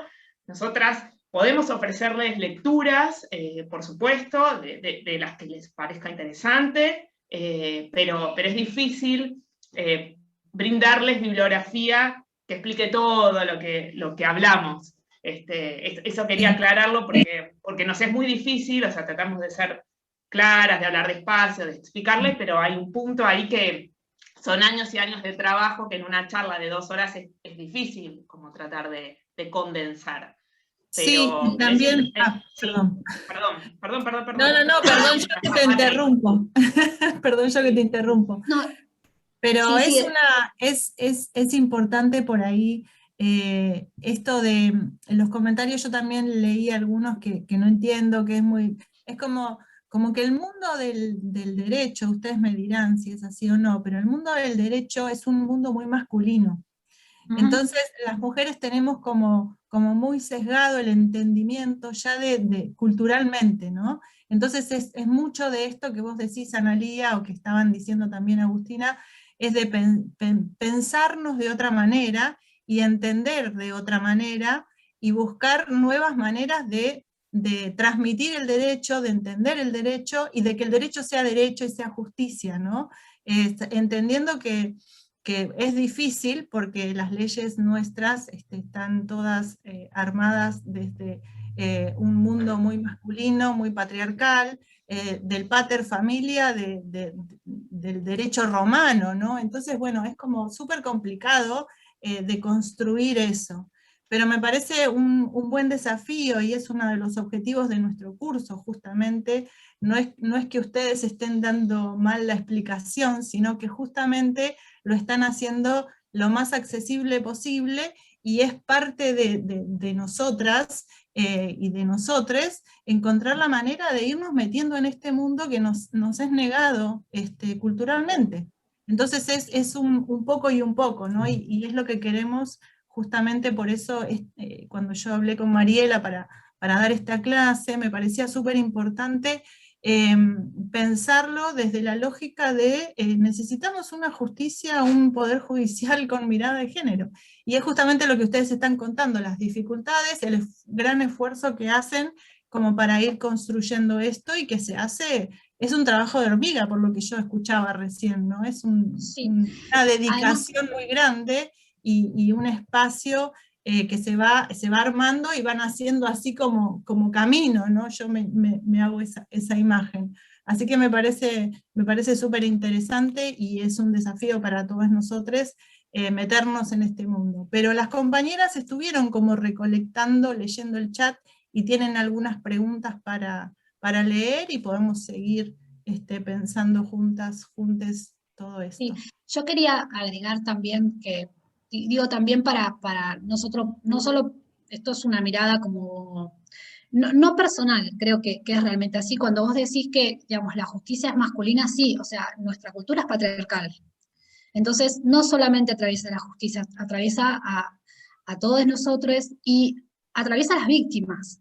Una de las cuestiones digamos, que nosotras hacemos una mirada muy profunda es con la víctima. Muchas veces recibimos el testimonio y relata las violencias de un modo en el que es muy difícil contextualizarlas, porque tiene naturalizada la violencia, porque de repente menciona situaciones de violencia sexual no de ese modo, ¿no? No sé, para ser llana con un ejemplo, es, bueno, primero me pegó y después tuvimos relaciones, ¿no? Ese es el relato. Entonces la construcción tiene que ser del operador, de, bueno, ¿cómo después tuvimos relaciones? ¿En qué contexto? ¿Hubo consentimiento? Bueno, ¿cuál es ese consentimiento dado en ese contexto, no? Bueno, ¿cómo explicar que no? ¿Cómo explicárselo a la víctima y explicarle que eso es un delito? No importa que esté, digamos, voy a decir algo que es muy antiguo, pero digamos, la situación en la que en un contexto matrimonial uno esté, digamos, obligado a tener relaciones, está súper incorporado inconscientemente en las mujeres. Entonces se dejan pasar un montón de situaciones en las que no son visibilizadas como delito.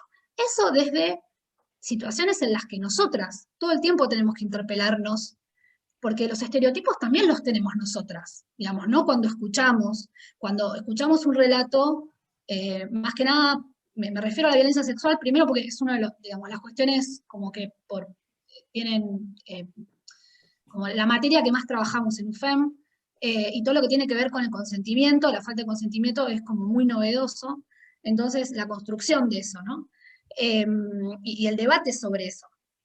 Entonces, todo lo que nosotros cuando escuchamos un relato nos preguntamos y dudamos, bueno, todo eso muchas veces hay que ponerlo, hacer una apuesta en común, porque también, y con esto no descarto que la justicia sea patriarcal, que haya fallos espantosos y que, digamos, creo, no sé un porcentaje, pero soy consciente de que no solamente hay muchísima impunidad, sino que hay muchas víctimas en riesgo en las que no se le dan, digamos, las medidas de protección, o sea, eso lo entiendo perfectamente, pero me parece que está bueno también a veces permitirse equivocarse, ¿no? Digo, en el debate, en el análisis, y ver qué está pasando, y por qué no podemos entender, por qué las víctimas todavía no se animan a denunciar, y bueno, nada, eso, como me parece que no hay que olvidarnos que es algo cultural, y es, como dice Ana, es de a poco. Con esto no quiero decir que haya que tener paciencia, porque la verdad que hay cosas que son vergonzosas, que suceden en el ámbito judicial, que son arbitrarias, que son ilegales, porque la ley es una cosa y se aplica otra, ¿no? Y tiene que ver con una no solo una acción ilegal y machista, digamos, es como un mix. Ni siquiera hay cuestiones que se pueden, digamos, que se pueden fundar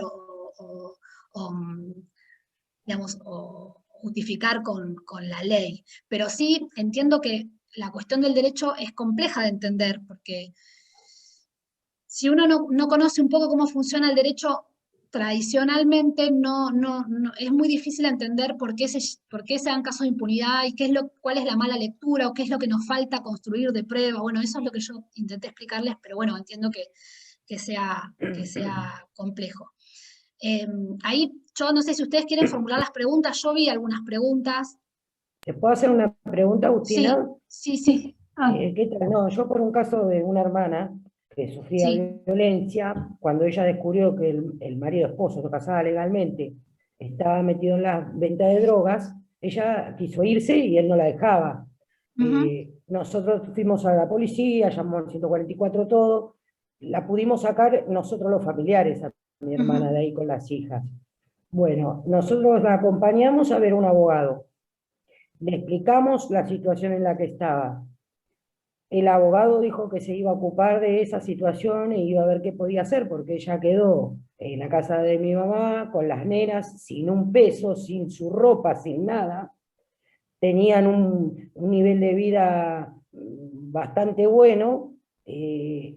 ella creía que tenía un trabajo y en realidad era otro el que él tenía. Cuando ella se asusta por eso, es que se quiere ir. Por ende se fue. Después terminó pasando más o menos al mes y medio, que el propio marido le dice a ella que no insista más, que él ya arregló con el abogado. Y el abogado no la atendió nunca más. Entonces, le agarró le agarró una angustia tan grande a mi hermana que no quiso ir más a la justicia y en definitiva no recuperó sus cosas, no le pasan dinero y quedó como que el abogado, mediante algo económico, llegó a un arreglo con el ex marido. ¿A dónde se denuncia ese abogado? ¿Qué hacemos? Porque es muy difícil también, es muy frustrante para una persona que sufre esa violencia, encima tiene la violencia del abogado también. Esa es la consulta que tenía. ¿A dónde se denuncia? Y mira, ese tipo de cuestiones, sí, primero es digamos, una cuestión de base disciplinaria en el colegio público de abogados donde esté matriculado el señor. Ahora hay que ver también si no hay algún tipo de delito específico, digamos, eso después. Lo que pasa que lamentablemente para eso debería haber a un abogado, digamos. No sé en qué jurisdicción es esto que vos contás, pero... ella vivía en Rodríguez, en General Rodríguez, provincia de Buenos Aires. Mira, pero yo ahí no estoy segura. La policía fue medio violento con ella cuando fue a denunciar. Nosotros entendemos, deducimos que es porque hay un arreglo con la policía y con todo ese manejo que tiene el ex marido. Bueno, debería... Y después denunció en Morón. Claro, quizás debería, bueno, si hay una denuncia ya, si ya está denunciado, hay que ver qué pasó con ese caso. Si ya lo denunció, hay que ver qué pasó con ese caso. O sea, si no lo denunció todavía, yo no sé la verdad si en la OBD pueden llegar a veces en la OBD toman casos que no es ficción, pero los toman y después los judicializan en la jurisdicción que corresponda. Pero yo no sé si lo siguen haciendo eso. Al abogado no lo denunció porque le dio más miedo del que tenía antes. Disculpen, claro. Perdón, que la consulta era por el tema de que estabas hablando, sí, perdona que te quise decir, es algo personal, pero porque generó mucha impotencia en toda la familia en sí, porque si uno recurre a la justicia y después decíamos, ¿dónde lo denunciábamos? No sabíamos. Bueno, igual esto te digo rapidísimo, independientemente de la denuncia contra el abogado, se tiene que asesorar para que del catálogo de la ley, hay un artículo de la Ley de Protección Integral, ella puede pedir que al señor lo saquen del hogar, que ella le devuelva las cosas. Yo sé que no es magia, pero eso se puede hacer, es el ABC de las medidas civiles y en el contexto de violencia de género, independientemente de este señor que la asesoró mal y que arregló. Digamos, debería, para solucionar la cuestión de inmediato, recurrir a algún patrocinio con perspectiva de género, sino ver un patrocinio gratuito que se asesore, o alguna organización para remediarlo, esta cuestión, digamos, de violencia civil, ¿no? Y patrimonial. Muchas gracias. Si les parece, vamos a empezar con las preguntas que teníamos, que fuimos como recopilando. Bueno, Sí. Les queríamos agradecer mucho la clase y el trabajo que están haciendo, que es titánico realmente.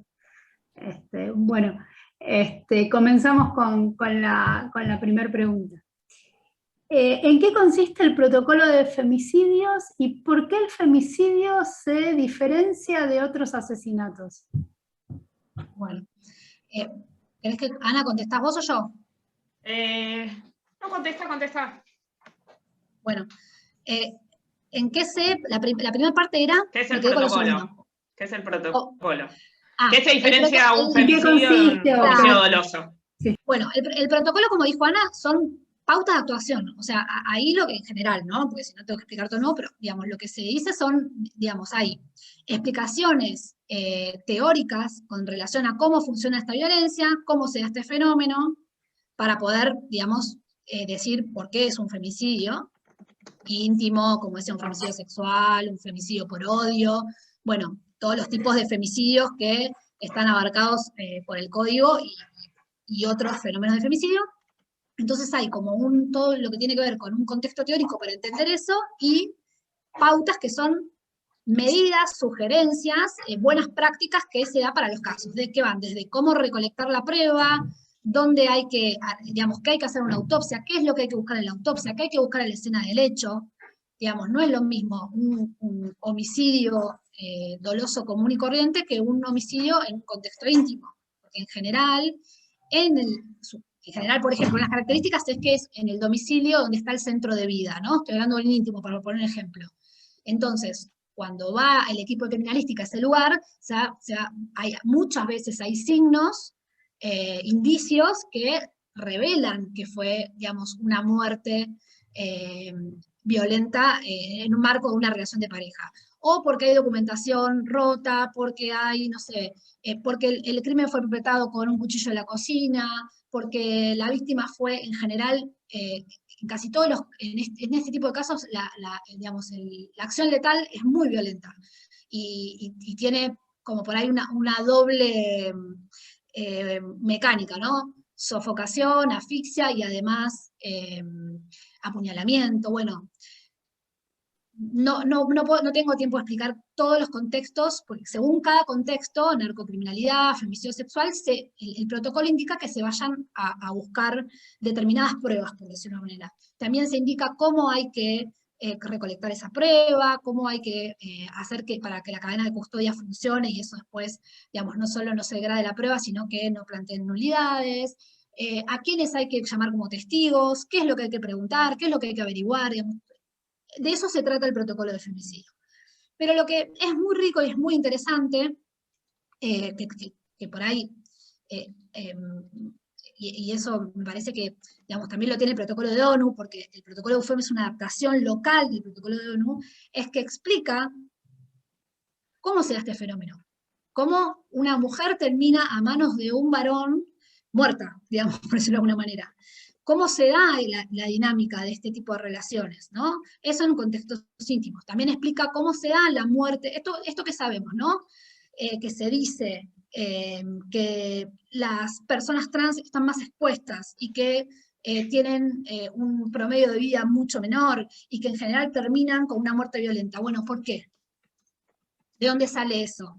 ¿Cuál es el contexto de marginalidad en el que se desarrollan? ¿Cuáles son las vulnerabilidades que las atraviesan durante toda la vida? Desde que son expulsadas de su casa, hasta que van a un hospital y no tienen, digamos, no tienen lugar donde ser atendidas, en el colegio, bueno, todo ese tipo de cosas, digamos, de vulnerabilidades que atraviesan según la víctima, de la modalidad de cómo es perpetrado el ataque, todo ese tipo de cosas están en el protocolo de femicidio.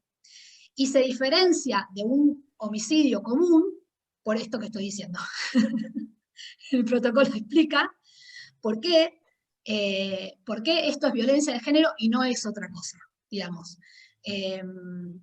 ¿Por qué la muerte de una mujer a manos de un varón en estos contextos es femicidio, es violencia de género y no es una muerte dolosa de una mujer común, ¿no? ¿Por qué, aunque haya, digamos, otro tipo de delitos que se cometen, digamos, que se perpetúan cuando se mata una mujer, por ejemplo, violación seguida de muerte, no sé, alevosía, bueno, cosas que tradicionalmente ya existían en el código, ¿por qué ahora decimos que es violencia de género? ¿No? A ver, explico, y con esto termino esta pregunta, si vamos a más. Un femicidio sexual, cuando un hombre viola o intenta violar y luego esa conducta se da la muerte de la mujer, porque la viola y la mata, o porque la mata para que no hable, eso, digamos, no hay duda que es con violencia de género, no importa si se conocían o no. ¿Por qué? Porque la acción de violar, la acción de someter sexualmente a una mujer, es violencia de género. O sea, cosificar a la mujer, el modo en que se la ataca, eso es violencia de género, no hay que probar nada más que eso. Uno no tiene que probar nada más que la acción emprendida o la violencia cometida tiene que ver con la violencia de género. Es el modo en el que, según los roles, digamos, los roles asignados culturalmente, el hombre hace uso y abuso del cuerpo de la mujer. ¿No? Esta cosa del hombre macho, viril, y la mujer sometida, vulnerable. Bueno, esa foto se ve en un femicidio sexual. Es una explicación teórica.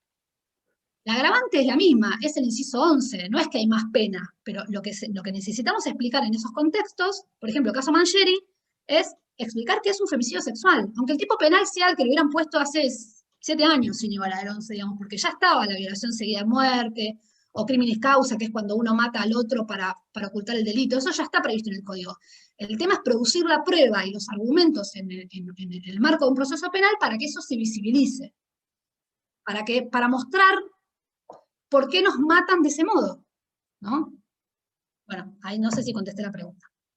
Muchas gracias, Agustina. Seguimos con otra de las preguntas que circularon en el chat y dice, ¿qué pasa cuando no toman denuncia porque las lesiones no son visibles?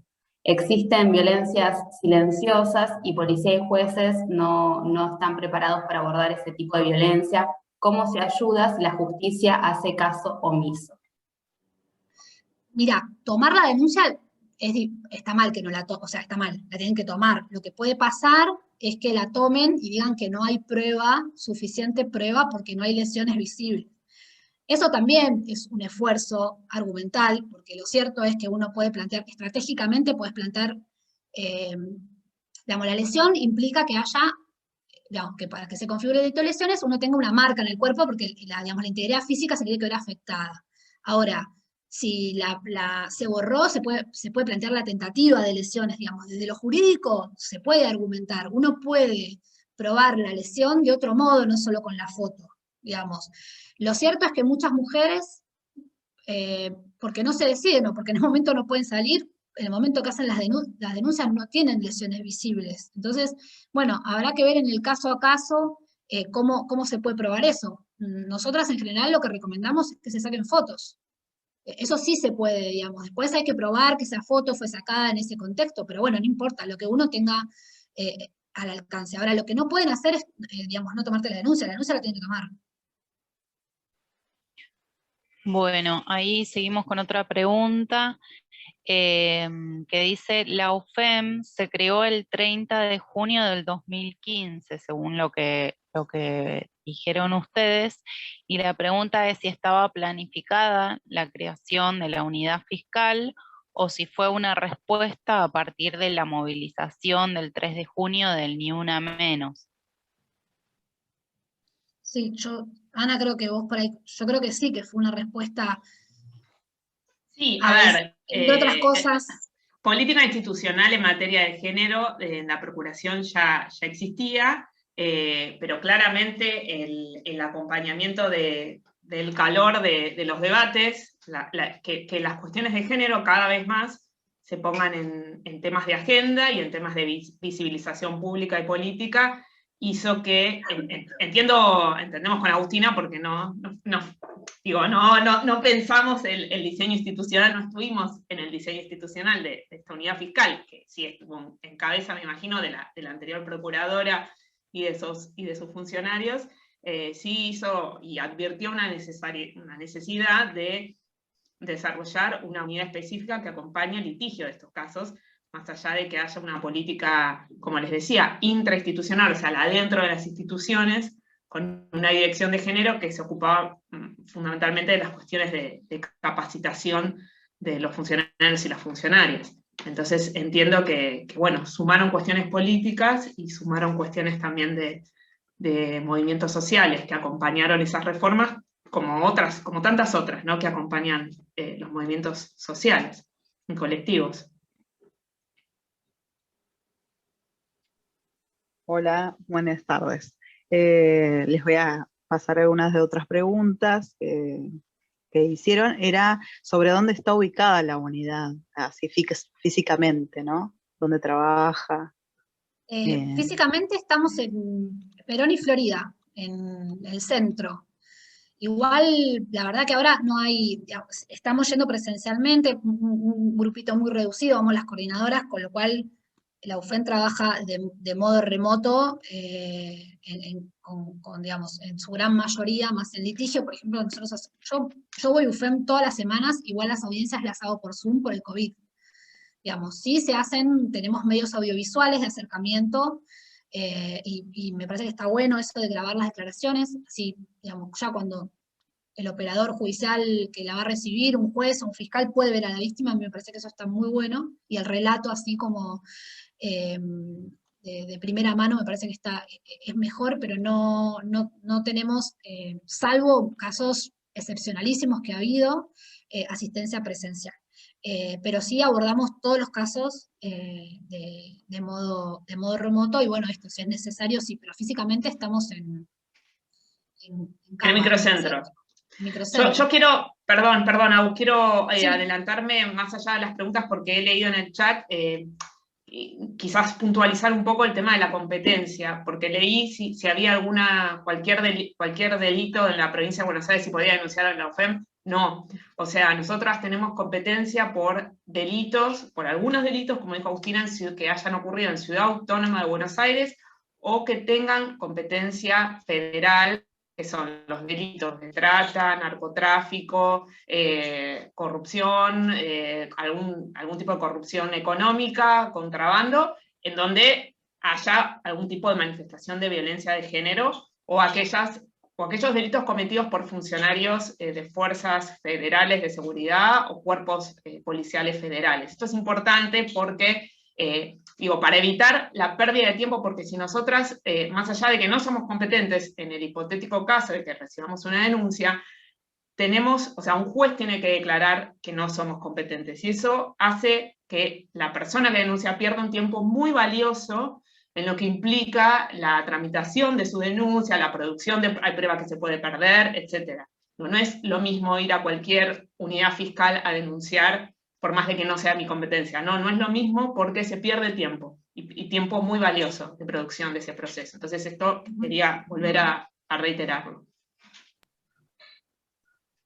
Gracias. Otra pregunta cortita. ¿Sirven como prueba las grabaciones?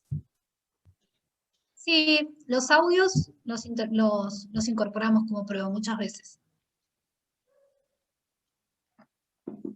Bueno, sigo con la otra pregunta y dice, hay varios comentarios que coinciden en que los tiempos de las fiscalías son distintos a los de las personas que están sufriendo la situación de violencia. ¿Se han planteado esta dificultad? ¿Están trabajando en protocolos o acciones para evitar eso? Mirá, sí, es un problema de la justicia en general. Para casi todos los delitos, en los casos de violencia de género es mucho más grave porque en general son todos de riesgo latente, digamos. Nosotros en la unidad fiscal, los casos que son investigaciones preliminares, tenemos plazos. Nosotros no podemos demorar más de 60 días, que se pueden prorrogar, pero la verdad que son cortos, por eso hay como mucha intensidad de trabajo. Después ya los casos que están judicializados, sí, siempre una de las primeras pautas que se mencionan es la celeridad, ¿no? Una justicia tardía no justicia, claramente, en ningún caso, y menos en estos casos que mientras tanto te pueden matar. Entonces, sí, claro que es una de las principales pautas de actuación, pero bueno, lo cierto, yo no puedo hablar por la actuación de otros operadores, y a veces, muchas veces los casos se dilatan no por el juez y el fiscal, sino porque hay abogados de la contraparte, a veces hay estrategias, la verdad, como litigiosas que consisten con demorar el trámite, y bueno, eso es un poco complejo también, pero bueno, sí, es una gran falencia del sistema. Claro que sí. Bueno, otra de las preguntas que también tienen que ver con esto que hablamos, la consulta es ¿qué departamento judicial existe o si se cuenta con una fiscalía especializada de violencia de género? Ahí quizá la compañera decía que no toman denuncias de esto, pero ¿cuál sería la fiscalía especializada que sí la toma? Nosotros tomamos casos de violencia de género de los delitos que les comenté que no están transferidos. Sí. Toda la ciudad de Buenos Aires, el fuero contravencional y penal, que tiene, digamos, ellos entienden delitos, por ejemplo, de lesiones agravadas por la violencia de género, los toma la justicia de la ciudad, y tiene bocas de denuncia, de hecho tienen todo un sistema, como, por lo menos para recibir la denuncia, muy moderno, que se puede hacer de forma remota, también tienen sedes en las que se atiende presencialmente, y también se toman el OBD. Esto para el ámbito de la ciudad de Buenos Aires. Después, para las justicias locales, o sea, tanto en Morón como en otros lugares, yo creería que ya en casi todas las jurisdicciones hay una fiscalía especializada en violencia de género. Muchas veces tienen género y, digamos, contemplan femicidios y violencia doméstica, otras solamente, digamos, violencia doméstica, pero en todas las jurisdicciones hay. digamos, de hecho si se denuncia en Morón, en la Fiscalía General, por ejemplo, cada jurisdicción tiene una Fiscalía General, que es como la Fiscalía, no sé, de San Martín, la Fiscalía de, no sé, Lomas de Zamora, Lomas, la bueno, Fiscalía, ellos sí. reciben la denuncia y la derivan al área de género, a la Fiscalía de Género, que específicamente atiende ese caso. Yo ahí vi una preguntita también, sí, te dan un número de IPP, en general en provincias siempre es así, te dan un número de IPP, que es el número de trámite. En la provincia las causas las lleva la Fiscalía porque tienen implementado el sistema acusatorio, con lo cual casi toda la instrucción la lleva a la Fiscalía, con lo cual hay que ir a golpear la puerta a la Fiscalía. Hay que conseguir el correo, hay que, si no, escribir a la Fiscalía General y pedir, digamos, que expliquen qué pasó, el trámite, hay que intentar estar encima. Nosotras, la verdad, ya bastante nos cuesta medir qué pasa en la Justicia Nacional. Y algunos casos que tenemos conexidad con Buenos Aires, la verdad, yo no sé por jurisdicción qué tan bien o mal están respondiendo, pero sí está creada el área especializada, eso sí.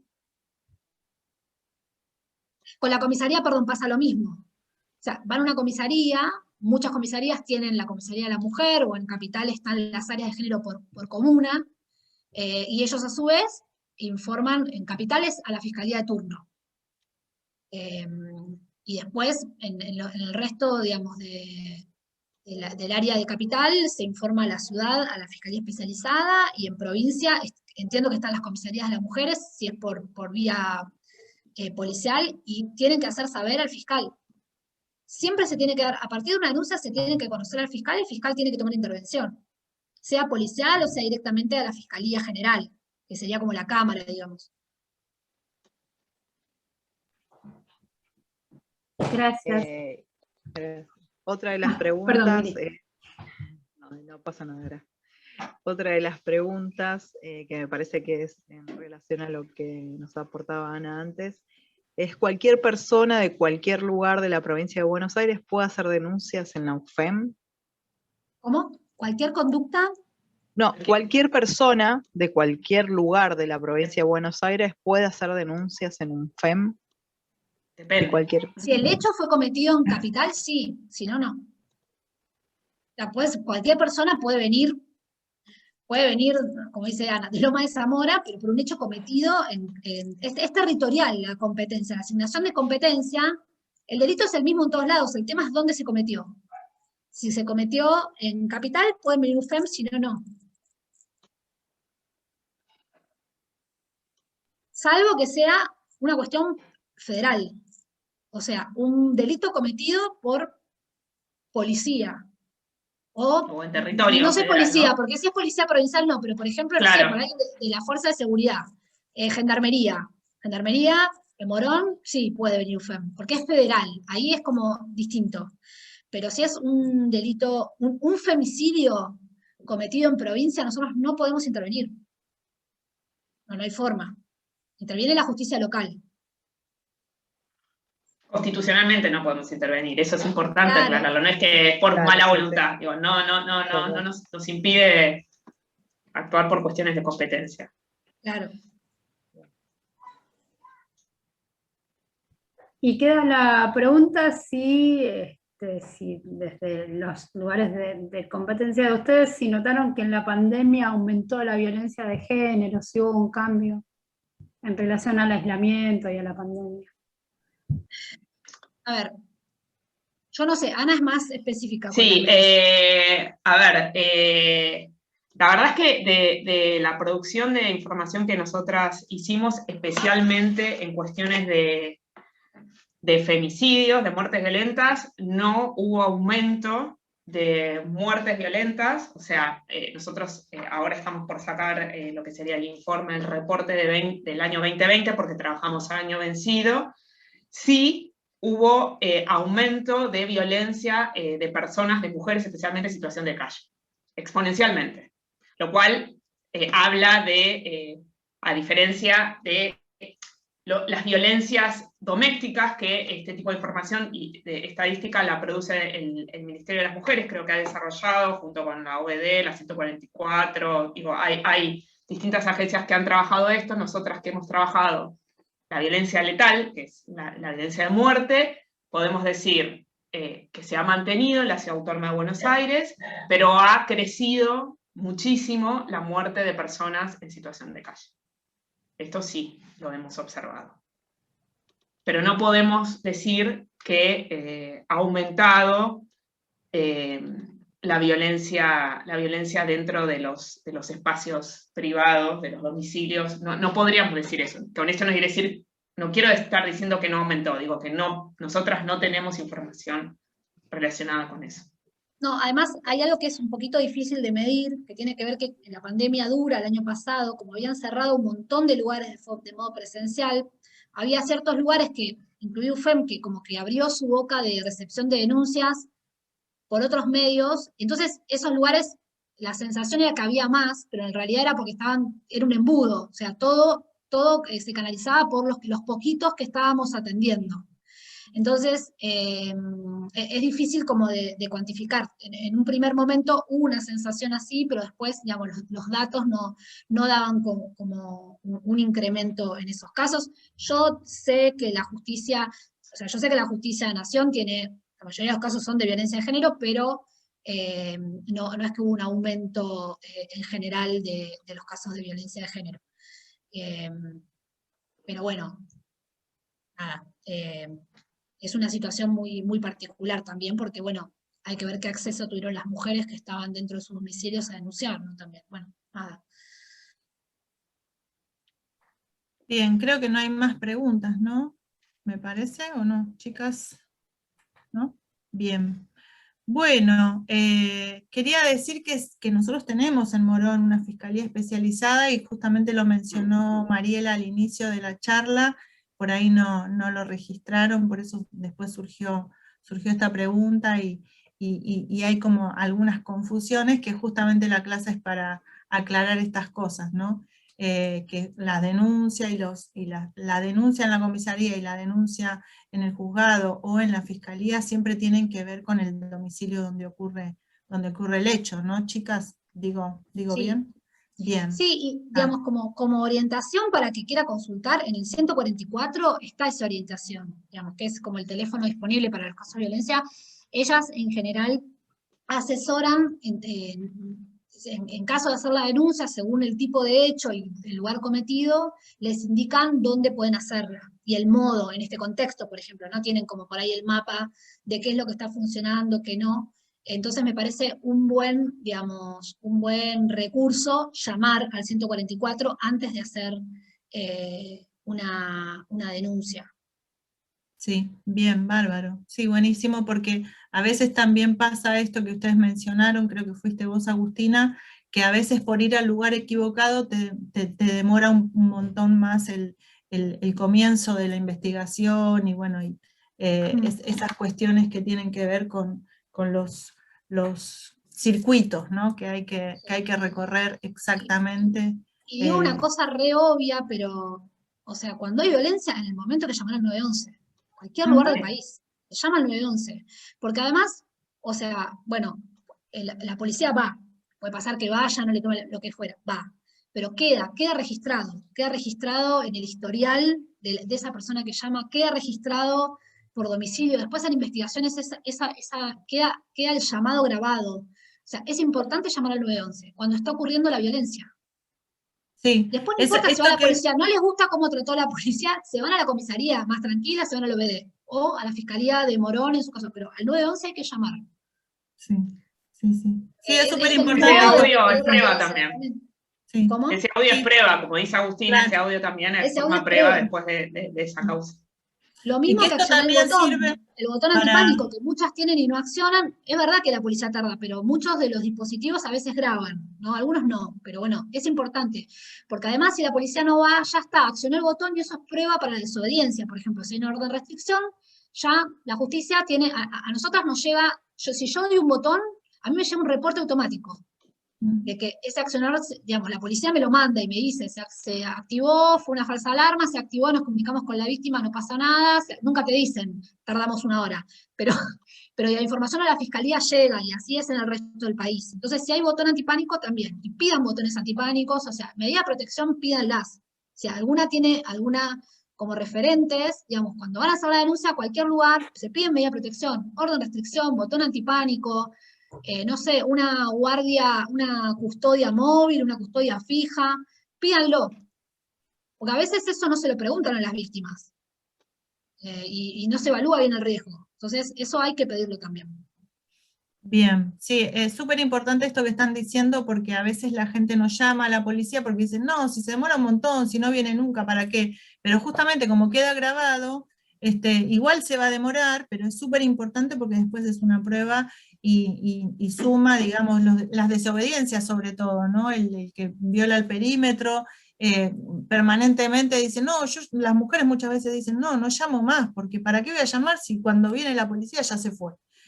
Pero es una prueba importante, entonces gracias por la información que están dando, porque es, como dijiste recién, es obvio, pero no es obvio, porque queda mucho mejor explicitarlo. Así que, bueno, ya estamos sobre la hora. Agustina, Analía, muchas gracias por estar con nosotras, muchas gracias a Mariela también. A ustedes. Gracias a ustedes. No, gracias a ustedes, porque no solamente por la clase y por haber sido muy claras, y por haber intentado pasarnos tanta información en tan poco tiempo, sino por el laburo que hacen. El trabajo que hacen es muy importante, porque justamente necesitamos más justicia con mirada de género, y ustedes están haciendo una cuestión muy de cuerpo, ¿no? Están dejando ahí un montón de, no solo trabajo, sino que se nota que ponen el alma en este laburo, y lo queremos agradecer como mujeres, como movimiento feminista, y también como Estado en el lugar que a mí me toca, porque podemos laburar con ustedes articuladamente, y eso es súper importante. Como uno también agradece cuando la policía se compromete, y cuando vamos viendo ese camino que se está haciendo con los cambios culturales, que son tan lentos, pero son súper importantes y lo vamos consiguiendo. Así que a pocos días del Ni Una Menos, estamos pensando en esto y en la importancia que tiene, y lo importante que es conocerlo, y que, vuelvo a decir lo mismo, que todas las personas tengamos la misma información, es nuestro derecho. Y esto que ustedes hacen facilita acceder a esos derechos. Así que bueno, muchas gracias, y un aplauso para ustedes en esta virtualidad que hoy nos une, y bueno, esperamos.